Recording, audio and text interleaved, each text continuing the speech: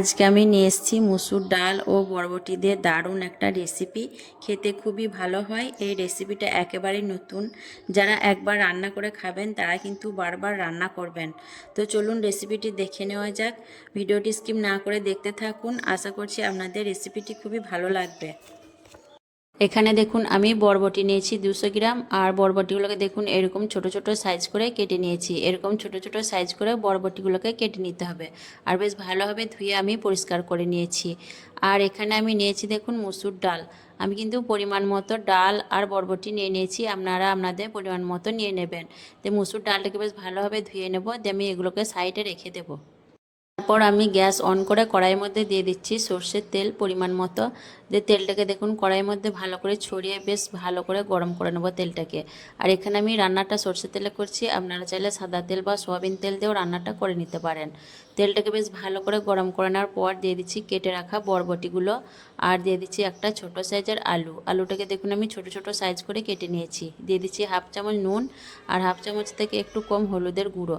দিয়ে মিডিয়াম ফ্লেমে বেশ ভালো করে আমি আলু আর বরবটিটাকে ভেজে নেব। আর আলু আর বরবটিটাকে অবশ্যই কিন্তু একবার এভাবে করে ভেজে নেবেন, নইলে কিন্তু খেতে ভালো লাগবে না। বরবটির যে একটা গন্ধ থাকে, সেই গন্ধটা থাকলে খেতে ভালো লাগবে না। বরবটিটাকে এভাবে একবার ভেজে নিলে কিন্তু খেতে বেশি ভালো লাগবে। আর এখানে আমি রান্নাটা আলু দিয়ে করছি, আপনারা চাইলে কিন্তু আলু ছাড়াও শুধু বরবটি দিয়েও রান্নাটা করে নিতে পারেন। তো দেখুন 4-5 মিনিটের মতো ভেজে নেওয়ার পর খুব সুন্দরভাবে আলু আর বরবটি আমার ভাজা হয়ে গেছে। দেখুন দেখেই বুঝতে পারছেন, এভাবে করে আলু আর বরবটিটাকে ভেজে নেবেন। তো এখন আমি দেখুন একটা চামচ দিয়ে আলু আর বরবটিগুলোকে তেল থেকে তুলে নিচ্ছি। তারপর এই তেলের মধ্যে দিয়ে দিচ্ছি একটা শুকনো লঙ্কা আর ছোট চামচে 1 চামচ গোটা কাঁচা জিরে। বেশ ভালো করে জিরে আর লঙ্কাটাকে ভেজে নেব। এভাবে একটু কাঁচা জিরে গরম তেলের মধ্যে ফোড়ন দিলে খেতে কিন্তু বেশ ভালো লাগে। বেশ ভালোভাবে নাড়াচাড়া করে জিরে আর লঙ্কাটাকে আমি ভেজে নিচ্ছি। জিরে আর লঙ্কা বেশ ভালোভাবে ভেজে নেওয়ার পর দিয়ে দিচ্ছি একটা মিডিয়াম সাইজের পেঁয়াজ কুচি। পেঁয়াজটাকে আমি দেখুন বেশ ভালো করে মিহি কুচি করে কেটে নিয়েছি। দিয়ে পেঁয়াজটাকে নাড়াচাড়া করে বেশ ভালো করে আমি ভেজে নেব। তারপর দেখুন পেঁয়াজটাকে আমি বেশ ভালো করে ভেজে নিয়েছি। দেখুন এরকম করে পেঁয়াজটাকে ভেজে নিতে হবে। 3 মিনিটের মতো আমি পেঁয়াজটাকে ভেজে নিয়েছি। এইভাবে করে পেঁয়াজটাকে একদম ভেজে নিতে হবে। তারপর এর মধ্যে দিয়ে দিচ্ছি হাফ চামচ আদা বাটা আর হাফ চামচ রসুনের বাটা। দিয়ে আবারও নাড়াচাড়া করে একটু ভেজে নেব, যাতে কাঁচা গন্ধটা না থাকে আদা রসুনের। এভাবে করে বেশ ভালো করে একটু ভেজে নিতে হবে। আর এই পর্যায়ে যদি হাতের কাছে টমেটো থাকে তাহলে একটা দিয়ে দিতে পারেন, আমার কাছে নেই তাই দিচ্ছি না।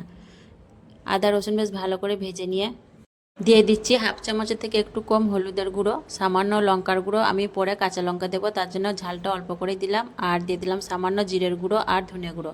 আর দিয়ে দিচ্ছি সামান্য নুন, যেহেতু আমি আলু আর বরবটি ভাজার সময় নুন দিয়েছিলাম, তার জন্য নুনটা একটু বুঝেই দিতে হবে। তো বেশ ভালো করে আমি মশলাটাকে কষিয়ে নেব। 2 থেকে 3 মিনিটের মতো মশলাটাকে কষিয়ে নিতে হবে।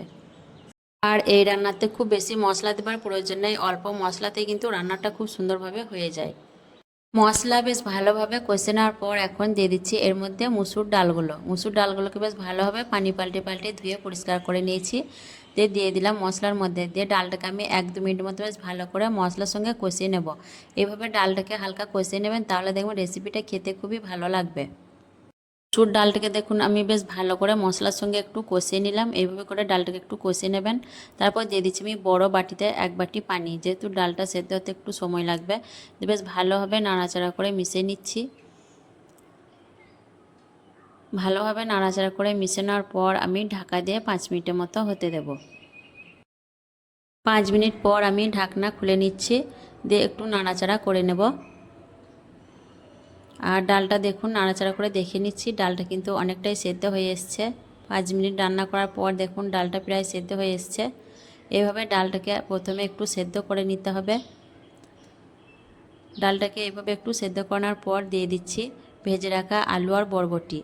এইভাবে ডালটাকে একটু সেদ্ধ করার পর তারপর আলু আর বরবটিটা দিয়ে দেবেন।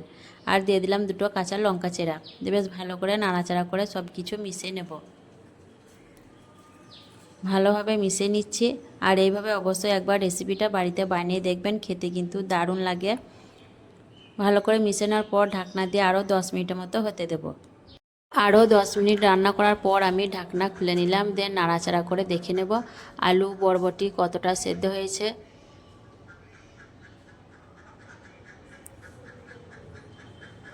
10 মিনিট রান্না করার পর দেখুন আলু বরবটি সব কিছুই কিন্তু খুব সুন্দরভাবে সেদ্ধ হয়ে গেছে।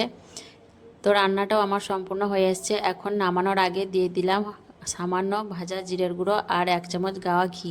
এভাবে রান্নার শেষে একটু ভাজা জিরে আর গাওয়া ঘি দিলে রান্নার ফ্লেভারটা কিন্তু আরও বেড়ে যায়, টেস্টটা কিন্তু দারুণ হয়।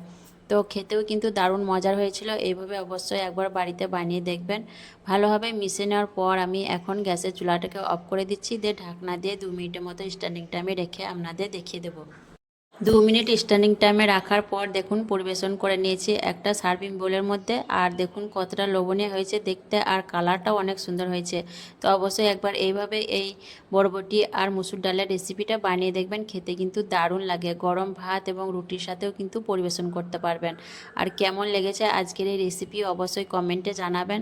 ভালো লাগলে লাইক করবেন, শেয়ার করবেন আর আমার চ্যানেলটিকে সাবস্ক্রাইব করে আমার পাশে থাকবেন। আসবো আবারও অন্য কোনো রেসিপি নিয়ে। সকলে ভালো থাকবেন, সুস্থ থাকবেন। আল্লাহ হাফেজ।